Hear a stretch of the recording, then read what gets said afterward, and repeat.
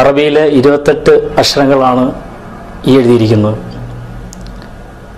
ഇത് എങ്ങനെ ഉച്ചരിക്കണം എന്നുള്ളതാണ് ഇനി പഠിക്കാൻ പോകുന്നത്. അലിഫ്, ബാ, താ, ഫാ, ജീം, ഹാ, ഖാ, ദാൽ, റാൽ, റാ, സാ, സീൻ, ഷീൻ, സ്വാദ്, ളാദ്, ത്വാ, ളാ, ഐൻ, ഗൈൻ, ഫാ, ഖാഫ്, കാഫ്, ലാം, മീം, നൂൻ, ഹാ, വാവ്, യാ.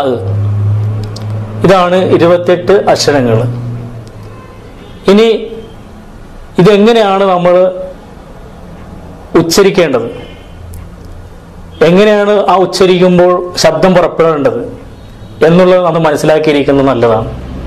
ഞാൻ ആമുഖത്തിൽ നിങ്ങളോട് സംസാരിച്ചിരുന്നു, മലയാളത്തിൽ തുല്യമായ അറബിയിലെ അക്ഷരങ്ങൾ 15 ഉണ്ടെന്നുള്ളത്. അതല്ലാത്ത മലയാളത്തിൽ സംസാരിക്കാൻ തത്തുല്യമായ അക്ഷരങ്ങളില്ലാത്തത് ഏതാണെന്നും നമുക്കിതിലൂടെ മനസ്സിലാക്കാം. ഇതിൽ അലിഫ്,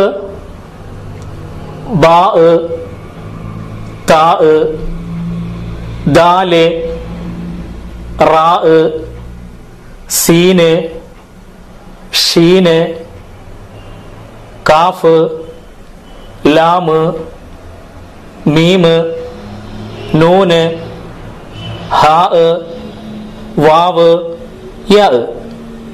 ഞാൻ ഒന്നുകൂടെ പറയാം. അലിഫ്, ബാ, താ, ദാൽ, റാ, സീൻ, ഷീൻ, കാഫ്, ലാം, മീം, നൂൻ, ഹാ, വാവ്, യാ. ഞാൻ ഈ പറഞ്ഞ ഈ 15 അക്ഷരങ്ങളും മലയാളത്തിനോട് സാദൃശ്യമുള്ള, മലയാളത്തിൽ തത്തുല്യമായ അക്ഷരമാണ്.